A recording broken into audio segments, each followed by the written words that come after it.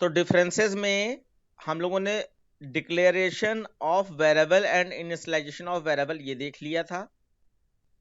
थोड़ा सा याद कराना है आपको, कहाँ पे थे हम लोग। Distinguish between prefix and postfix increment operator, इसका डिफरेंस देख लिया।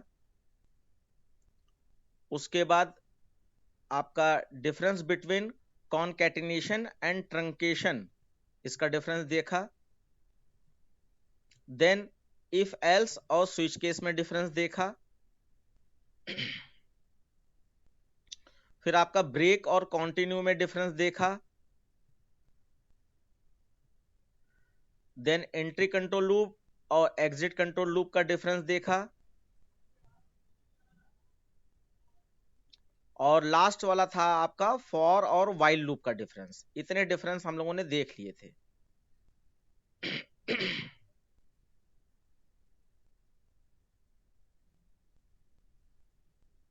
अब नेक्स्ट डिफरेंस जो आपको दिखाई पड़ रहा है स्क्रीन पे, इम्प्लिसिट टाइप कन्वर्जन और एक्सप्लिसिट टाइप कन्वर्जन, ये टाइप कास्टिंग वाला है। तो इससे आप लोग डिफरेंस देखने से ये फायदा होगा कि आप लोग टाइप कास्टिंग भी जान जाओगे और उसका डिफरेंस भी जान जाओगे, इम्प्लिसिट और एक्सप्लिसिट।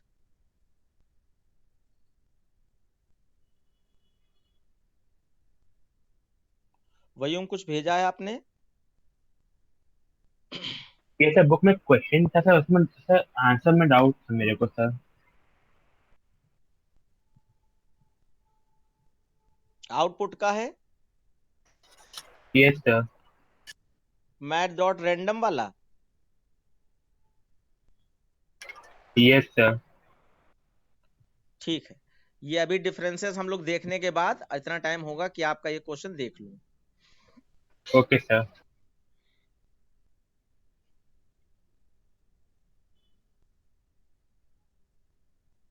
देखिए बच्चों, इम्प्लिसिट टाइप कन्वर्जन और एक्सप्लिसिट टाइप कन्वर्जन, तो इसमें डेफिनेशन भी देख लीजिए।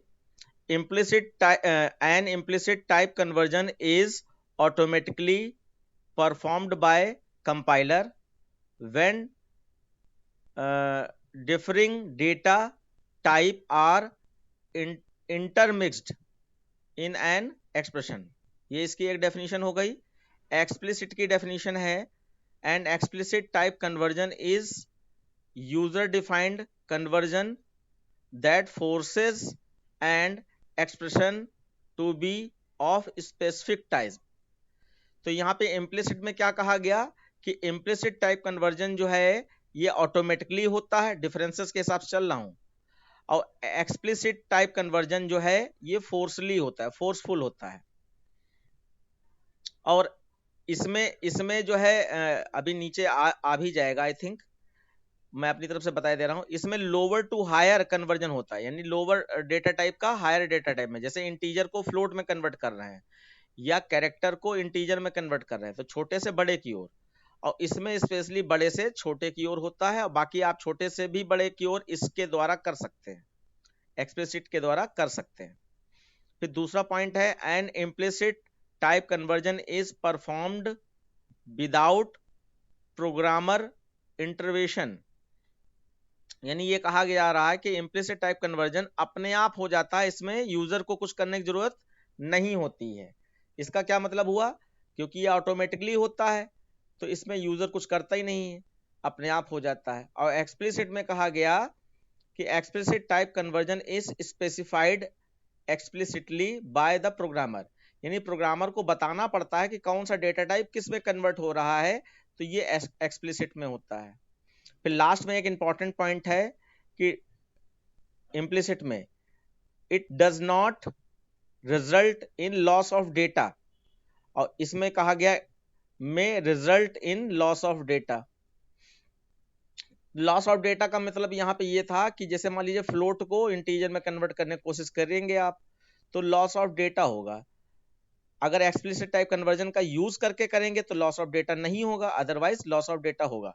और वैसे भी फ्लोट एक बड़ी वैल्यू थी, अगर उसको इंटीजर में कन्वर्ट करोगे तो लॉस ऑफ डेटा तो होगा ही होगा, यानी कि पॉइंट वाली वैल्यू हट जाएगी और इंटीजर पार्ट बचेगा, तो लॉस ऑफ डेटा इसमें होता है।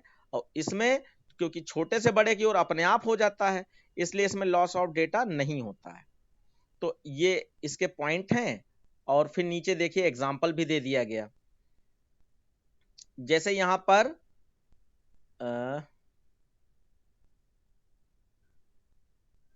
ए बी, ओके, ये वैल्यू मान लीजिए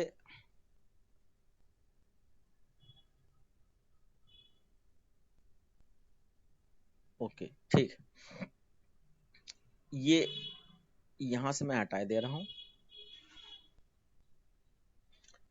ये मान लीजिए ए की वैल्यू है, सेमीकोलन लगा दिया, और ये इंटीजर में है INT। फिर उसके बाद ये वैल्यू मान लीजिए बी की है, और ये फ्लोट में है, float B is equal to. अब हम क्या कर रहे हैं, यहां पर इन दोनों को ऐड कर रहे हैं, तो सी में स्टोर होगी वैल्यू, तो सी को हमें यहां पे क्या लेना पड़ेगा, आपकी मर्जी, आप इंटीजर में रखना चाहते हो, आपकी मर्जी। तो यहाँ पे तो ये बड़े में चेंज होता ना, ये यहाँ पे एग्जांपल इम्प्लिसिट वाला है, तो ये बड़े में चेंज होता है, इसका मतलब सी को हमें यहाँ पर फ्लोट टाइप का रखना पड़ेगा, फ्लोट सी। तो क्या होगा देखो, 5 जो है इंटीजर है, और 25.5 ये फ्लोट है। तो इंटीजर फ्लोट जब आपस में कैलकुलेट होंगे तो अपने आप ये कन्वर्ट किस में हो जाएंगे, फ्लोट में हो जाएंगे, क्योंकि फ्लोट बड़ा होता है, इंटीजर छोटा होता है। तो ये 25.5 जो जब 5 में ऐड होगा तो आपका 30.5 जो है सी में आ जाएगा। तो ये अपने आप छोटे से बड़े में कन्वर्ट हुआ, कौन सा, ए वाला। ए वाला जब इसमें कैलकुलेट हुआ होगा, ए वाला 5 बी वाले में जब कैलकुलेट हुआ होगा, तो ये अपने आप इंटीजर को फ्लोट में कन्वर्ट कर लिया होगा, तभी जाकर ये कैलकुलेट हुआ होगा। तो ये फ्लोट में रिजल्ट आ रहा है, और इसमें हमें कन्वर्ट कराना पड़ता है। अब यहां पे हम मान लीजिए अभी अभी सेम एग्जांपल है, वही सब कुछ मैं मान के चल रहा हूं। ये चलो लाइन में कॉपी कर दे रहा हूं, यहां से कॉपी और इसमें पेस्ट कर दिया।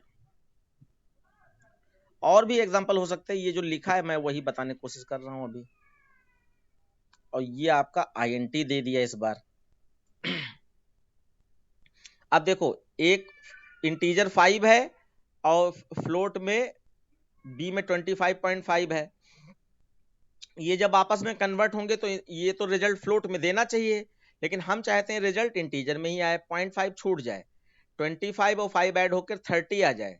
तो हमने यहाँ पे टाइप कास्टिंग ऑपरेटर का यूज किया, ये एक्सप्लिसिटली है, यानी कि हाँ, इसका लिखने का तरीका थोड़ा सा अलग है, इसको ब्रैकेट में कर देना चाहिए,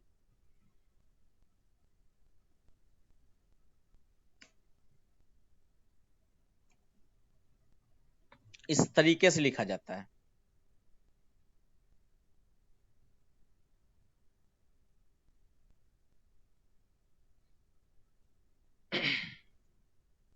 अब देखिए बच्चों, यहाँ पे ये दोनों का अलग अलग ब्रैकेट लगा दिया, इसका क्या सेंस है कि पहले ए और बी आपस में कैलकुलेट होगा, तो ए आपका 5 है और बी आपका 25.5 है, तो 30.5 इसका आएगा रिजल्ट।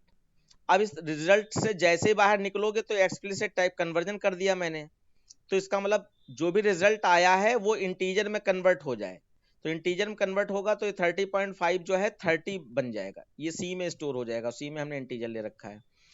तो एक्सप्लिसिट में ये ब्रैकेट के साथ में डेटा टाइप देना पड़ता है, यही फोर्सली है, मतलब हम जिसमें चाहें उसमें कन्वर्ट करा सकते हैं। और यहाँ पे देखो कोई डेटा टाइप नहीं देना पड़ रहा है, अपने आप ये कन्वर्ट हो रहा है। अगर हम सी ना भी लेते, सीधे ए प्लस बी को SOP-LN में डाल देते, तो अपने आप वो कर लेता, इतने वाले पार्ट को SOP-LN में डाल देते, सी हटा दे कोई दिक्कत नहीं, तब भी वही रिजल्ट आएगा। तो ये पॉइंट आप लोग समझ पाए बच्चों? Yes sir. या कौन सा पॉइंट नहीं समझ पाए वो बताइए, फिर मैं अपने दूसरे एग्जांपल से बता दूं उसको। एक मिनट बताएं बेटा। सर यहाँ पे जो लिखा है does not result in loss of data में result in loss of data, sir ये इसका क्या मतलब हुआ? हाँ, इसका मतलब देखिए मैं बता दे रहा हूँ। अब मैं ये सी को हटा दे रहा हूँ, तब आपको यहाँ तो हमने मान लीजिए कंफर्म कर दिया कि हमें फ्लोट में ही स्टोर कर रहे हैं, यहाँ हम कंफर्म कर रहे हैं इंटीजर में स्टोर कर रहे हैं। अगर मैं इसको हटा दूं और इसको system dot out dot println कर दूं, तब तो उसको जो मिलेगा वो प्रिंट कर देगा।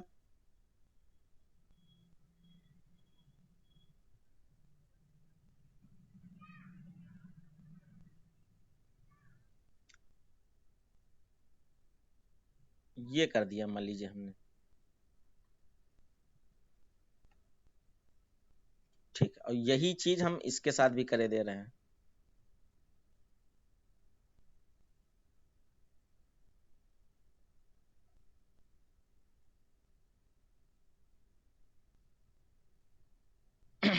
अब देखो यहाँ पे A5 इंटीजर था और B 25.5 फ्लोट था।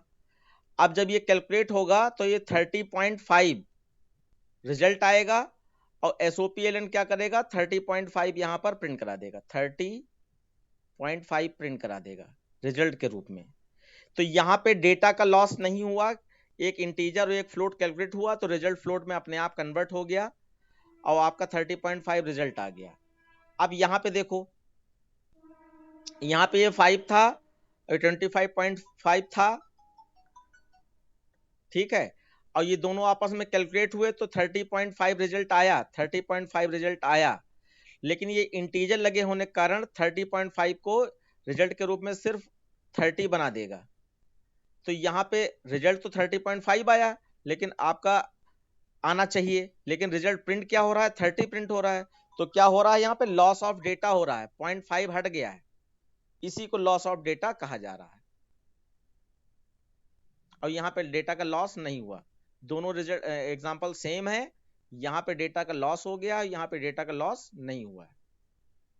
भाई 30.5 बड़ा होता है ना और हमारा रिजल्ट 30 आ रहा है तो डेटा छोटा हो गया ना, वही डेटा लॉस है। आई बात समझ में?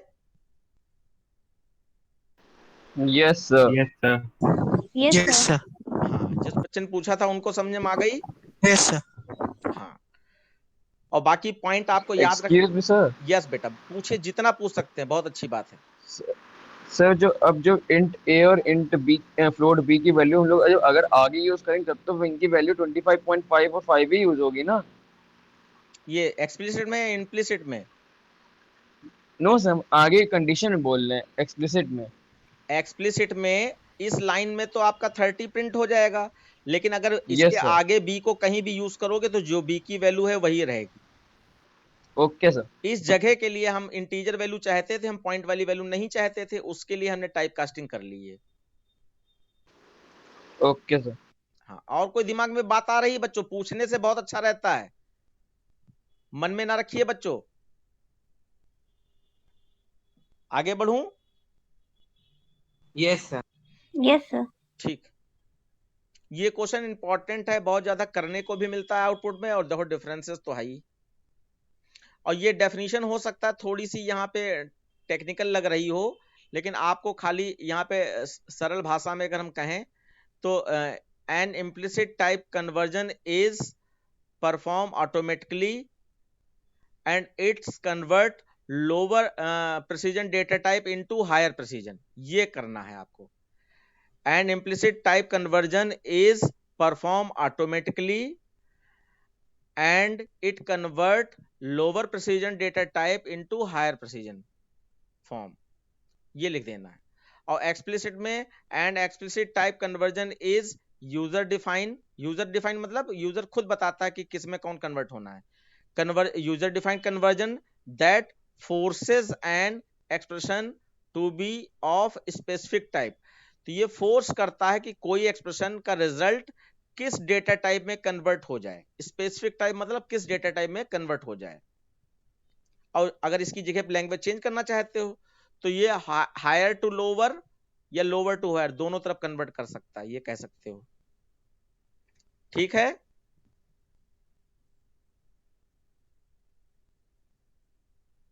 और दूसरा वाला, हाँ दूसरा वाला पॉइंट तो नॉर्मल है कि इसमें यूजर की जरूरत नहीं होती है और इसमें यूजर की जरूरत होती है, क्योंकि वो टाइप कास्टिंग अलग से करता है, टाइप कास्टिंग ऑपरेटर का यूज करके। ये टाइप कास्टिंग ऑपरेटर का मतलब गोल वाले ब्रैकेट में कोई डेटा टाइप लिख दो तो इसका मतलब टाइप कास्टिंग ऑपरेटर यूज कर रहे हो आप। नेक्स्ट है आपका एक क्वेश्चन, ये बहुत छोटा सा है और इसकी वजह से एक बच्चा बहुत ही इंटेलिजेंट था हमारे किसी एक सन में, हाँ 2011 में था शायद, तो उसका जो है 1 नंबर कट गया जबकि उसने बना के लिखा था, और जिस क्लास में मैंने ये पढ़ाया था उस क्लास में वो मौजूद नहीं था। तो उसने अपनी तरफ से बना बनू के लिख दिया, तो ये एक नंबर उसका कट गया था और 99 नंबर आए थे उसके। तो इसलिए हर क्लास इंपॉर्टेंट होती है। मैं 6 to 7 में एक्स्ट्रा क्लास दे रहा हूं, कई बच्चे नहीं आ पा रहे हैं, पता नहीं क्यों, जबकि वो उसमें मैं स्कूल के पेपर सॉल्व करवा रहा हूं कि जो भी हो गए हैं या जो मैंने दिए हैं उनको भी आप देखो। मैंने एलपीएस का प्रोग्रामिंग और थ्योरी पूरा सॉल्व करा दिया, उसकी वीडियो भी डाल दी है ऐप पर। अब कल जो है मैं सीएमएस का पेपर सॉल्व कराऊंगा, जो हुआ था या जो पिछले साल हुआ था।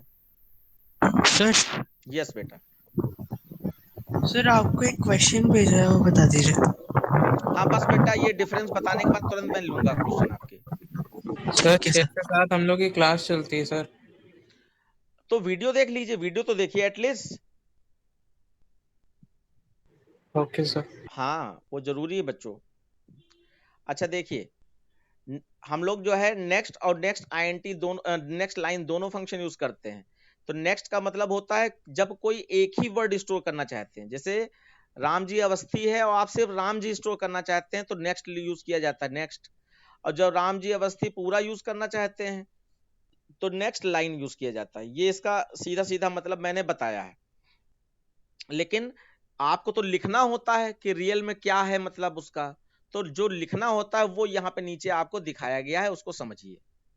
देखिए, इट रीड्स, रीड्स मतलब इनपुट करना।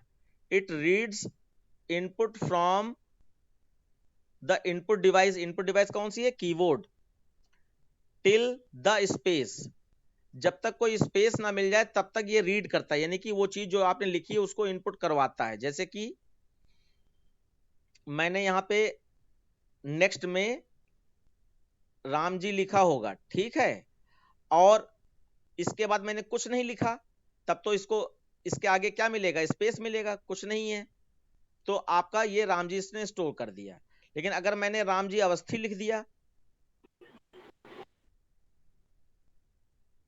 ये लिख दिया, तब भी ये क्या करेगा? पहले वर्ड के बाद जैसे कोई स्पेस मिलेगा तो आगे का ये पूरा छोड़ देगा, ये पूरा छोड़ देगा, सिर्फ पहला वर्ड ले लेगा। तो ये है इसका मतलब, it reads input from the input device till the space, जब तक स्पेस नहीं मिलता है तब तक वो रीड करता रहता है, यानी कि स्टोर करवाता रहता है, और जैसे स्पेस मिलेगा छोड़ देगा। और ये क्या है? It reads the input from the input device till the line change. Line change का मतलब जहां पर, जैसे आपने राम जी अवस्थी इनपुट किया, उसके बाद कोई दूसरा इनपुट है तो आप एंटर की प्रेस करते हो ना, तो एंटर की प्रेस करने का मतलब है कंप्यूटर को वो /n मिलता है। /n मतलब न्यू लाइन। जब एंटर की प्रेस करते हो, और मान लीजिए ये कोई इनपुट दिया, राम कुमार दे दिया आपने, और एंटर तो मारना ही पड़ेगा ना आपको अगला इनपुट लेने के लिए, रिजल्ट देखने के लिए। तो एंटर की जब प्रेस करते हो तो वो /n मानता है उसको। तो ये कह रहा है चेंज लाइन, जब तक चेंज लाइन ना मिले तब तक जितना भी दोगे वो सब स्टोर करता चला जाएगा। वो क्या था, शक्तिमान का नाम क्या था? अरे शक्तिमान का नाम नहीं मालूम तुम लोगों को? विद्याधर ओमकार नाथ शास्त्री, क्या बहुत लंबा सा था। तो वो अगर आप कोई बड़ा सा नाम इनपुट कर रहे हो तो जब तक एंटर नहीं प्रेस करोगे तब तक जितना भी लिखते चले जाओगे उसको वो एक लाइन मानेगा। तो नेक्स्ट लाइन से पूरा जितने चाहे उतने स्पेस दे सकते हैं बीच में दो वर्ड्स के, और कई वर्ड से मिलकर एक बड़ा सा नाम हो सकता है। बात समझ में आई? Yes sir. Yes sir. हाँ बच्चों बताते रहना, ठीक है? अगर कोई कंफ्यूजन हो फिर से मैं अगली कोई दूसरी लैंग्वेज से बोल दूंगा, कोई दिक्कत थोड़ी ना है। उसका नेक्स्ट पॉइंट है, it can not read those kind of word that have space in it. तो अभी अभी आपने देखा था कि जिनमें स्पेस होता है तो स्पेस वाला पार्ट छोड़ देता, पहले पॉइंट में ही क्लियर कर दिया गया है।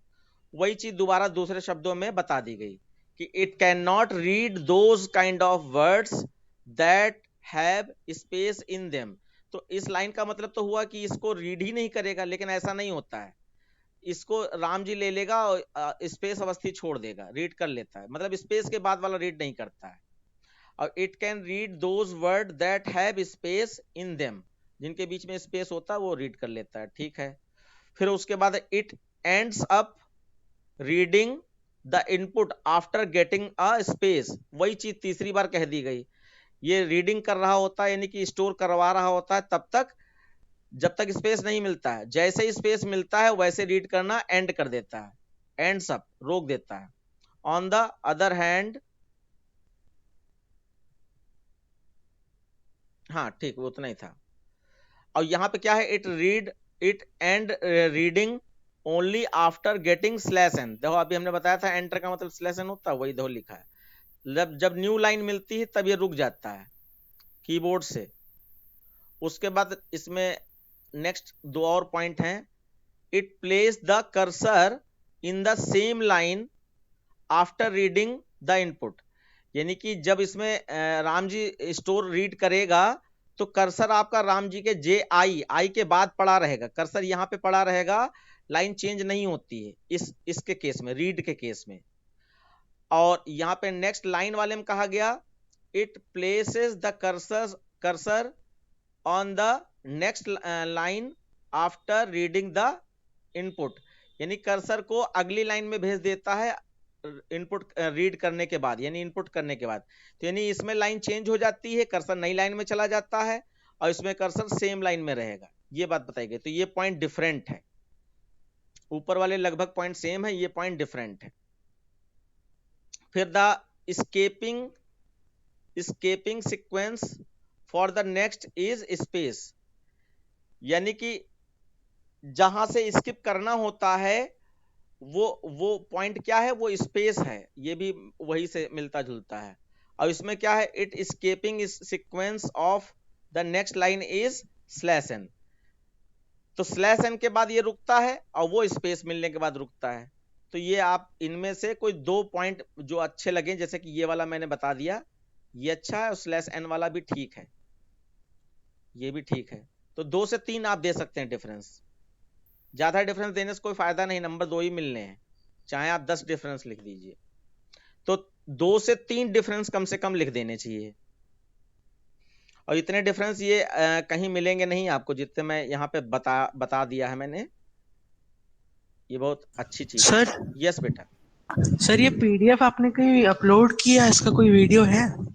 इसके वीडियो है, पिछली क्लास का जो हमने फंक्शन बनाए थे उसका वीडियो मैंने, देखो ये वीडियो कहाँ लोड हो रही, जो आपका फर्स्ट टर्म रिवीजन करके जो फोल्डर बनाया है हमने बैच के अंदर, उसमें है। Okay sir. हाँ, आज जो पढ़ाई जा रही वो भी अभी हो जाएगी अपलोड। अब देखिए ये भी एक बहुत सुंदर सा डिफरेंस है, लेंथ और length with parenthesis bracket, length without parenthesis bracket और लेंथ विद पैरेंथेसिस ब्रैकेट। छोटा सा डिफरेंस है लेकिन है इंपॉर्टेंट, और बच्चे इसका आंसर नहीं लिख पाए थे जब ये आया था। तो देखो पैरेंथेसिस ब्रैकेट के साथ, अच्छा यहाँ पे स्ट्रिंग, थोड़ा स्ट्रिंग टॉपिक का, ये स्ट्रिंग और एरे टॉपिक का है कॉन्सेप्ट, लेकिन ये पूछ दिया जाता है, मैंने इंक्लूड किया है इसलिए मैंने यहाँ पे ले लिया, लेकिन ये मिलता नहीं इसका आंसर जल्दी। देखिए पहला है it returns the length of a string object, that is the number of character stored in an object। मैं एग्जांपल के साथ थोड़ा बताऊंगा। जैसे मैंने स्ट्रिंग टाइप के वेरिएबल में यहाँ पे s is equal to welcome लिख रखा है, वेलकम लिख दिया है। अब मैं इसकी लेंथ निकालना चाहते हूँ लेंथ फंक्शन से, तो लेंथ कैसी होगी, इंटीजर होगी, तो हमने int n लिया, n इज इक्वल टू और s dot length function use किया, लेंथ। ये तो क्या होगा, ये नंबर ऑफ कैरेक्टर गिन लेता है, 1 2 3 4 5 6 7, तो यहाँ पे आंसर आ जाएगा 7। तो यहाँ पे कह रहा था it returns the length of a string object. ये s जो है ये स्ट्रिंग का ऑब्जेक्ट है, क्योंकि स्ट्रिंग एक क्लास है। स्ट्रिंग एक क्लास क्यों है, इसकी पहचान है, इसका s बड़ा है। हर क्लास जो प्रीडिफाइंड क्लास होती है उसका पहला लेटर अपर केस में होता है। तो स्ट्रिंग एक क्लास है, और क्लास के आगे कोई भी वेरिएबल का नाम लिखते हो तो वो उस क्लास का ऑब्जेक्ट कहा जाता है। तो यहाँ s को ऑब्जेक्ट कहा जा रहा है।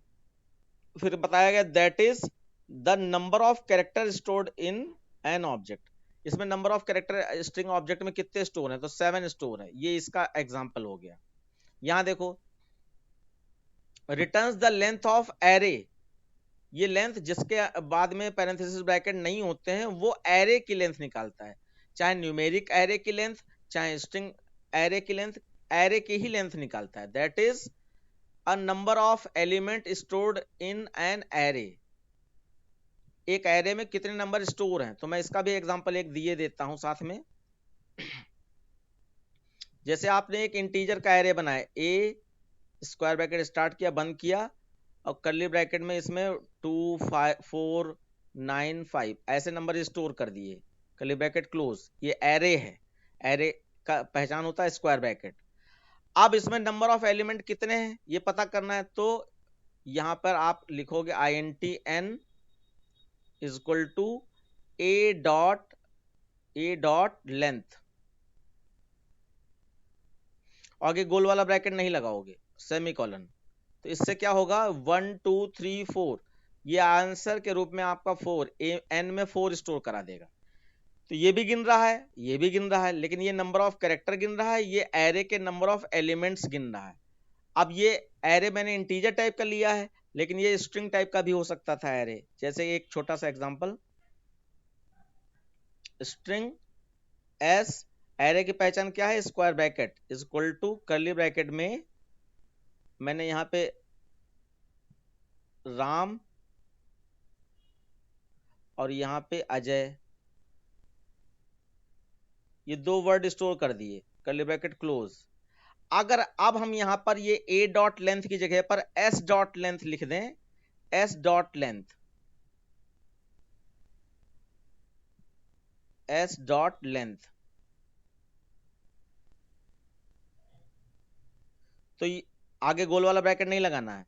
तो ये क्या करेगा, ये 2 दे देगा, कितने वर्ड हैं, 2 वर्ड हैं, काउंट कर लेगा। तो दोनों का डिफरेंस नजर आया, ये एरे की लेंथ निकालता है, नंबर ऑफ एलिमेंट काउंट करता है, ये किसी स्ट्रिंग ऑब्जेक्ट में कितने नंबर ऑफ कैरेक्टर हैं इनको काउंट करता है। ठीक है, यस सर। Yes sir. अभी एरे स्ट्रिंग पढ़ने को मिलेगा आपको, सारे टॉपिक आएंगे ये। उसका नेक्स्ट पॉइंट है, it count only the length array like integer array, string array, ओहो कैरेक्टर एरे। ठीक है, एक मिस्टेक हो गई हमसे कि ये लेंथ इधर होना चाहिए था, ये लेंथ इधर होना चाहिए था, ठीक है, लेकिन नीचे के पॉइंट अलग हो गए, ऊपर के पॉइंट। तो मैं इसको थोड़ा सा करेक्ट कर दे रहा हूं।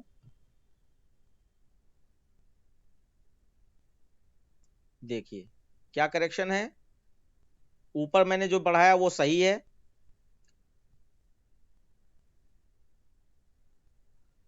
It count only the length of array like integer array. हाँ, ये यही वाला पॉइंट डिस्टर्ब कर रहा है। इसको यहां से कट कर लिया, इसको भेज दिया इधर। अरे यार रिप्लेस हो गया है, तो रिप्लेस नहीं करना है।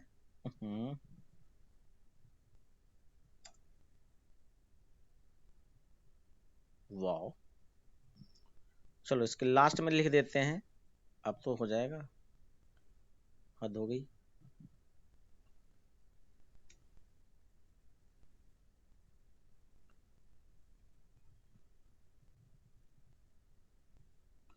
ये हट क्यों जा रहा है यार।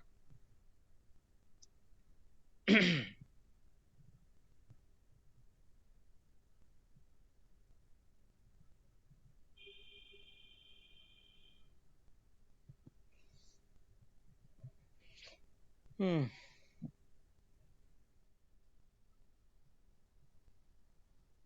ओके,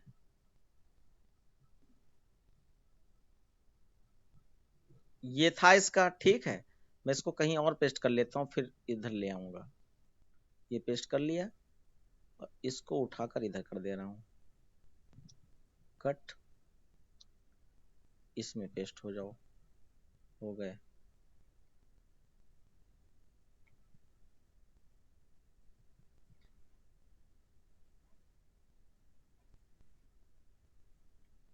ये टेबल फॉर्मेट बनी है ना, इस वजह से थोड़ा सा दिक्कत है।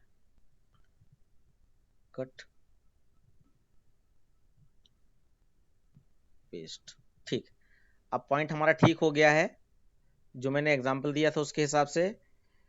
देखो लेंथ गोल वाला ब्रैकेट के साथ देखो, it count the length any string object not string array. String array ये मैंने बताया था ना, स्ट्रिंग एरे इस वाले लेंथ से काउंट करता है, ये स्ट्रिंग एरे की लेंथ काउंट नहीं करेगा, ये खाली नंबर ऑफ कैरेक्टर ही पता करता है, ये है। और यहाँ पे लिखा है it count only the length of array, ये लेंथ ऑफ एरे निकालेगा, like integer array, string array, character array. तो मैंने स्ट्रिंग एरे का एग्जांपल दे दिया है और इंटीजर एरे का एग्जांपल दे दिया जिसमें लेंथ निकालता है, और ये एरे की लेंथ नहीं निकालता है। स्ट्रिंग की तो लेंथ निकाल रहा है लेकिन स्ट्रिंग एरे की लेंथ नहीं निकाल रहा है। तो स्ट्रिंग की लेंथ क्या थी, ये वेलकम वाला स्ट्रिंग लेंथ थी, और स्ट्रिंग एरे की लेंथ क्या है, ये वाली। तो ये वाला काम नहीं करता है, ये वाला काम नहीं करता है, और ये वाला काम करता है, इस वाले पॉइंट का मतलब है।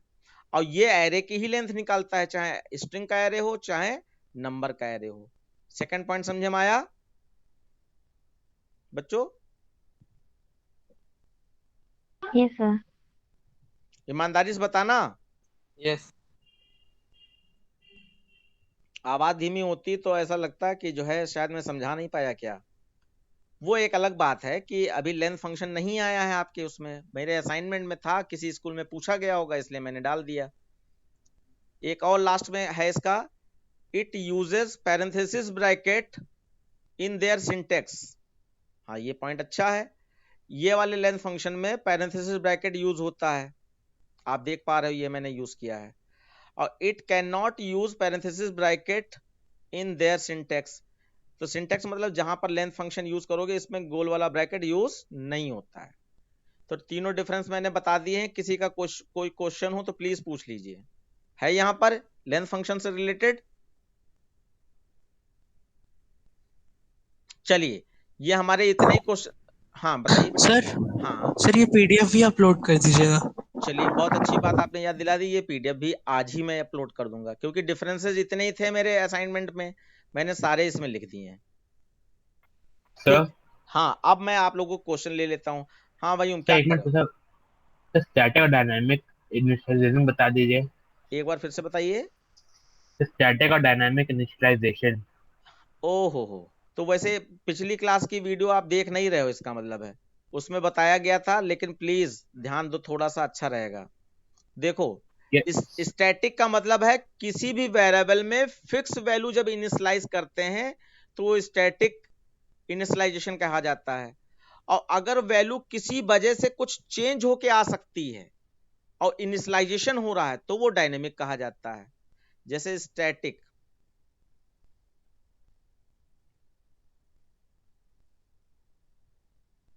डायनेमिक, तो जैसे हमने यहां पे लिखा int a is equal to 10, तो ये स्टैटिक इनिशियलाइजेशन का मतलब है। और डायनेमिक में मैंने कह दिया int a is equal to b plus C, तो ये डायनेमिक हो गया। क्यों? क्योंकि b और c की वैल्यू यूजर इनपुट अगर होगी तो बदल सकती है ना, अगर ये बदली तो ये a की वैल्यू बदल जाएगी, लेकिन यहां पर a की वैल्यू 10 फिक्स रूप से डाल दी गई है, ये फिक्स होता है, और ये फिक्स नॉट फिक्स्ड। सर अभी मैं एक और एग्जांपल दे रहा हूं, जैसे सर यहां पे इसी लिखा का आपने। मुझे डाउट है। हाँ बताइए। Sir double ans is equal to math dot sqrt, फिर सर ब्रैकेट में 9, सर ये क्या होगा? डबल ans मतलब आंसर नाम का एक वेरिएबल लिया गया, इज इक्वल टू, एक बार बोलिए, match dot sqrt। Math dot sqrt। हाँ सर फिर राउंड ब्रैकेट्स में 9। 9, तो 9 का स्क्वायर रूट पूछा गया 3 आता है तो 3.0 ले लेगा बस। सर ये स्टैटिक होगा ना?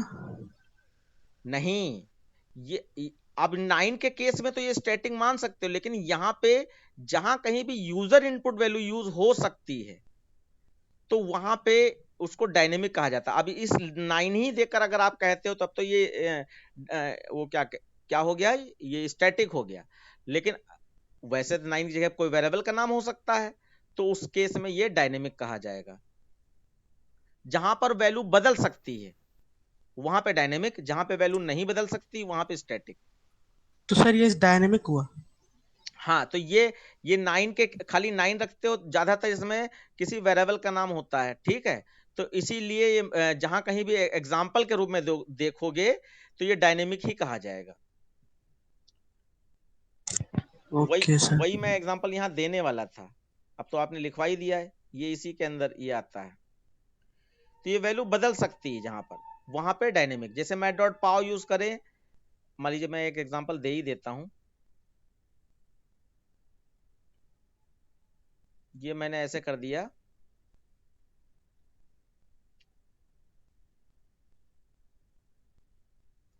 और यहां पे मैंने डबल ले लिया, double a is equal to math dot pow, और यहां पे लिख दिया a कॉमा b।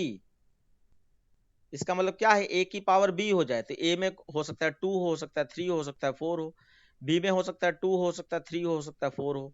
तो ये डायनेमिक का एग्जांपल हो गया। ठीक है बेटा। यस। और कौन सा क्वेश्चन पूछना चाह रहे थे? सर मैंने भेजा आपको। जसवेंद्र, यस सर।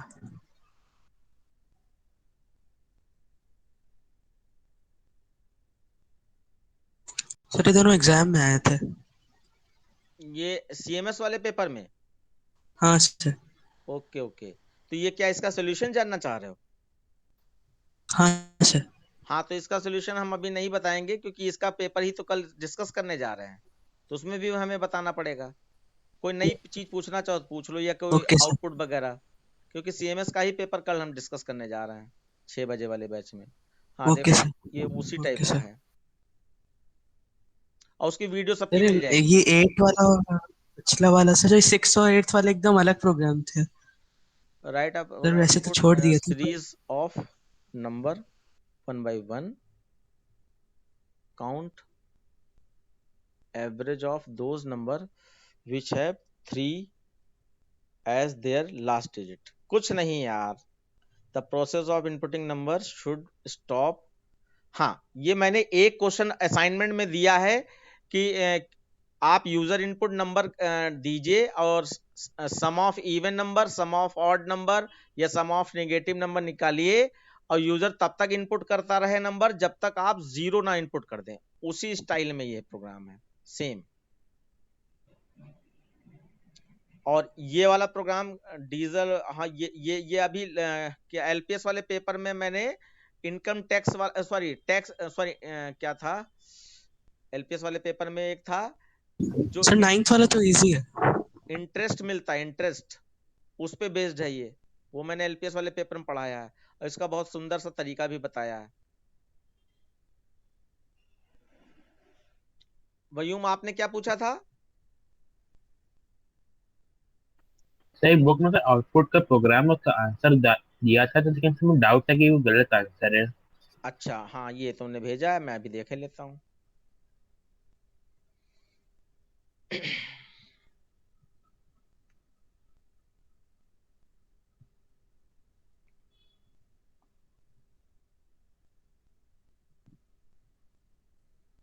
आप लोग जो है वो मैंने आउटपुट सॉल्व करके वीडियो में दिए हैं, आप लोग देख रहे हैं, जो बच्चे वो बहुत अच्छा कर रहे हैं, जो नहीं देख रहे हैं, अब देखो ये वाला क्वेश्चन, ये वयूम जो पूछ रहे हैं, इसका सोल्यूशन हमने उस वीडियो में दिया है इसी क्वेश्चन का, और हमारे असाइनमेंट में भी है, लेकिन जो है टाइम ही नहीं निकाल रहे हैं, बस यही दिक्कत है।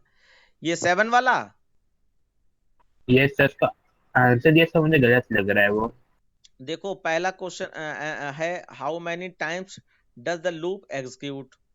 तो देखो ये आपका देखो लेस देन 3 चल रहा है, और ये लेस देन 2 चल रहा है, लेकिन दोनों 0 से स्टार्ट हो रहे हैं।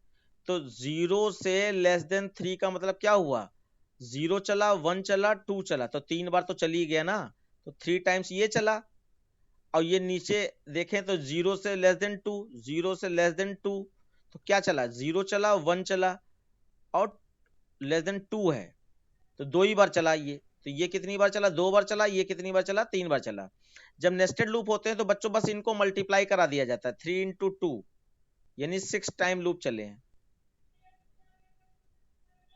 6 टाइम लूप चले हैं।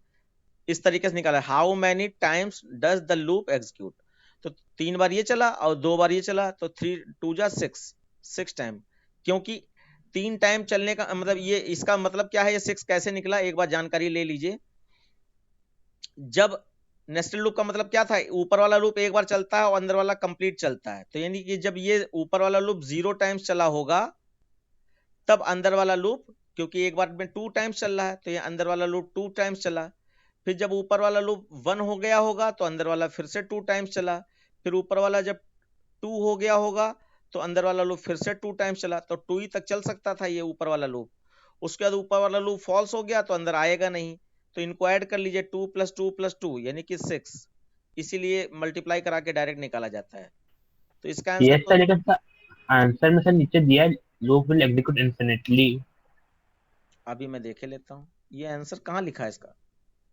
अच्छा, ये आंसर लिखा है, the loop will execute infinitely, ठीक है।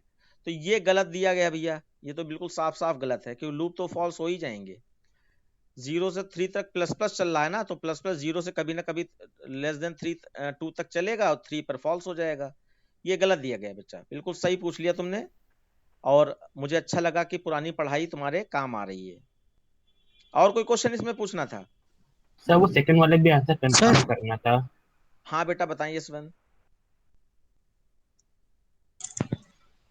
ये जिसने भी सर पूछा। एक हाँ डाउट सर, एंड है सर, हाँ, एंड है, फिर मॉड है सर, फिर ग्रेटर देन इक्वल टू, फिर प्लस प्लस, सर इसको हायर प्रेसिडेंस से लोअर प्रेसिडेंस एंड पे है, करना है, फिर मॉड है, फिर फिर greater than equal to, okay, फिर प्लस प्लस प्लस। प्लस।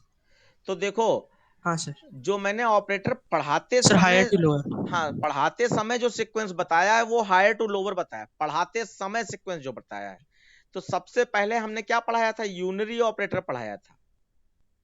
तो नंबर 1 पर आपका प्लस प्लस आएगा, यूनरी ऑपरेटर। फिर उसके बाद नंबर 2 पर हमने बाइनरी ऑपरेटर पढ़ाया था, और बाइनरी ऑपरेटर में भी हमने सीक्वेंस के हिसाब से पढ़ाया था।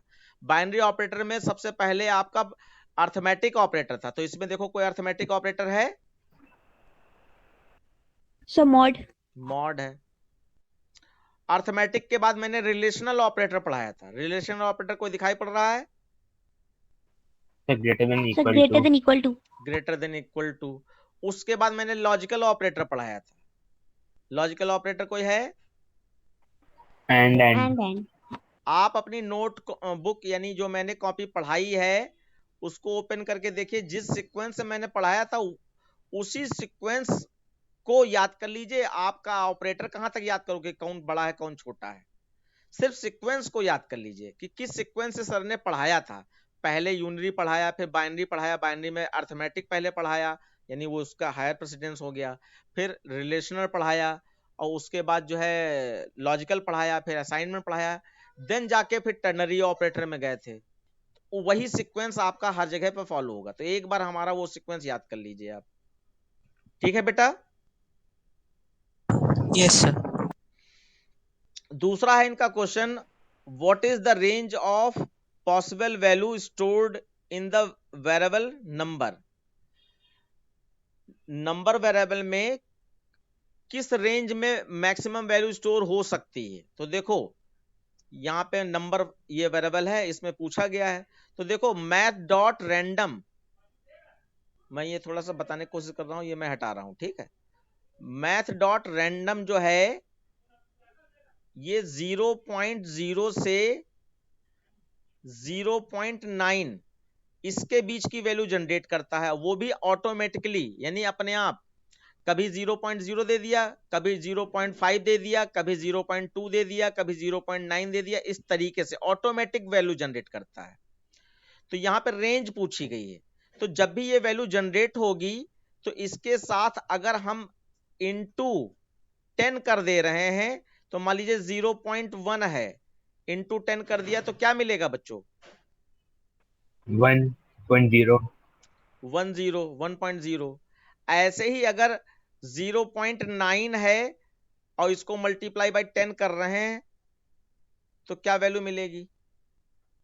9.0। 9.0। और अगर हम यहाँ पे 0.0 से 10 को मल्टीप्लाई कर रहे हैं तो 0.0 वैल्यू मिलेगी। तो आपका हायर लोअर देख लिया आपने। लोअर क्या है? 0.0 से, और हायर क्या है?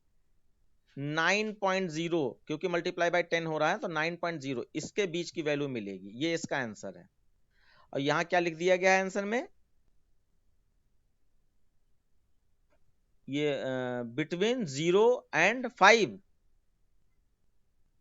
Yes sir. हाँ, तो ये आंसर गलत है बच्चों, कि मल्टीप्लाई बाय 10 हो। अच्छा है, इसको चला के देख लेना। अच्छा हाँ, एक और गलती है, गलती नहीं, जो मेरे बताते समय गड़बड़ हो गया है कि यहाँ पे टाइप कास्टिंग की गई है, एक्सप्लिसिट टाइप कास्टिंग। इससे आपका फर्क क्या पड़ेगा बच्चों?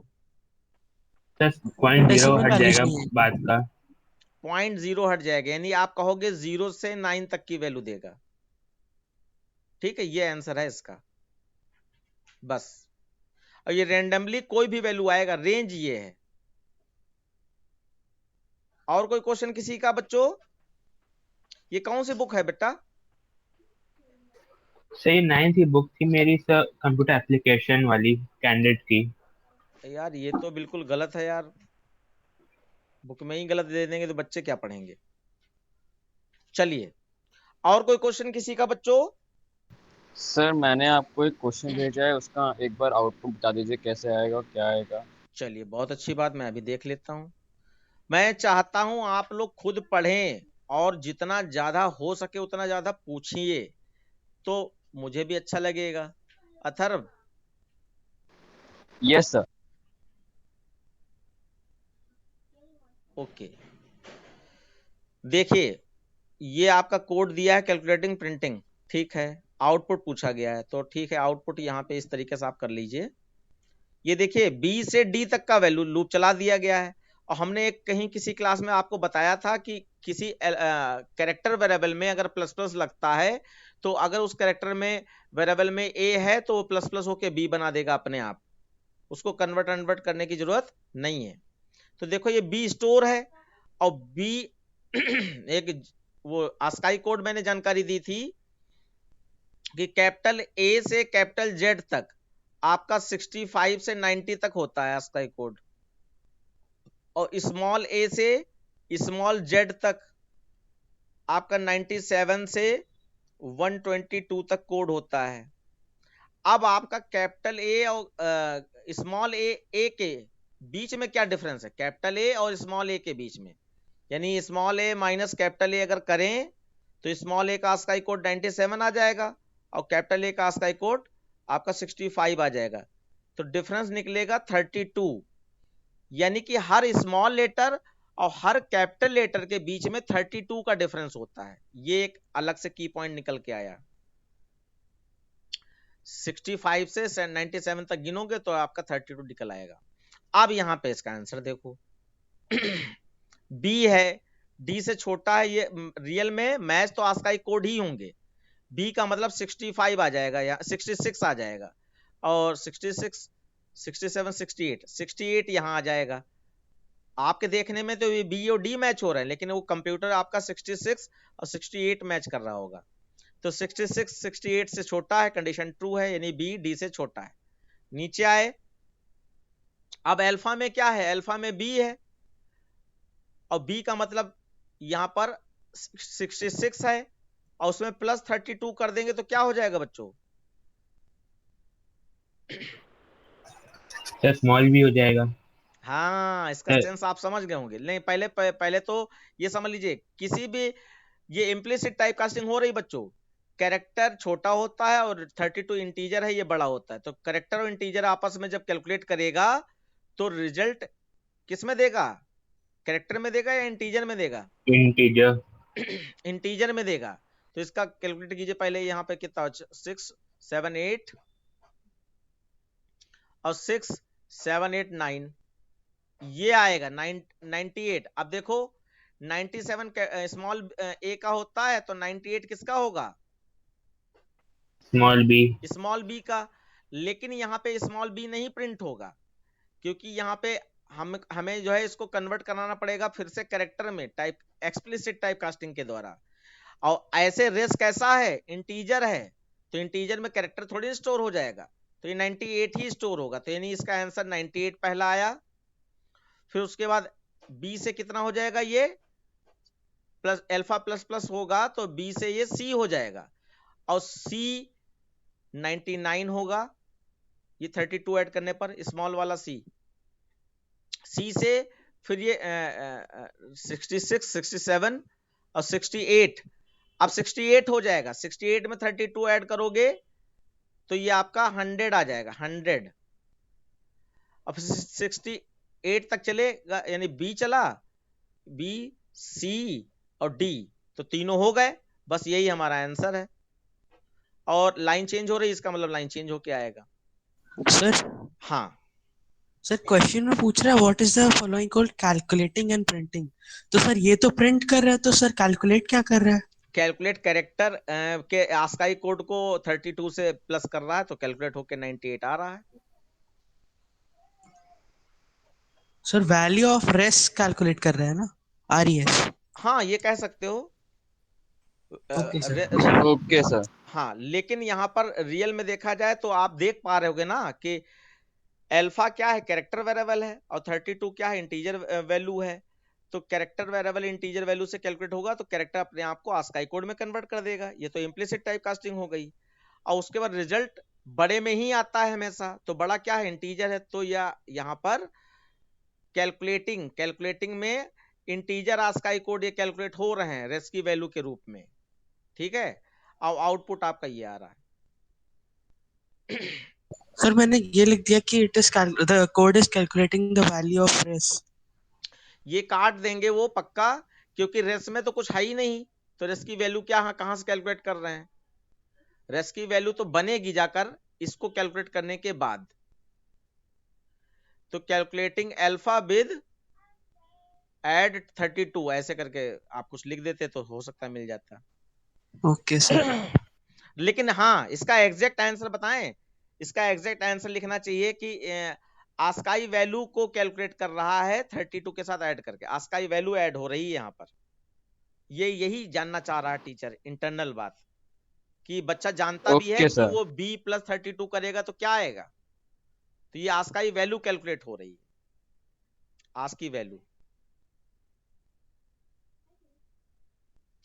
देखो इसमें बिल्कुल ना घबराना, थोड़े बहुत नंबर कट जाएंगे कोई दिक्कत नहीं, और ज्यादातर नंबर कटते ही हैं पहले एग्जाम में, क्योंकि अभी आपको एक्सपीरियंस नहीं है, और जितना मैं डेटा दे रहा हूं आप उसको करते जाइए, आपका देखिए एक्सपीरियंस इतना बड़ा हो जाएगा कि जो 1.5 घंटा मिलता है पेपर सॉल्व करने का, आपका 1 घंटा भी नहीं लगता है, पेपर बच्चे सॉल्व कर लेते हैं, हमारे बच्चे टाइम नहीं लगता है।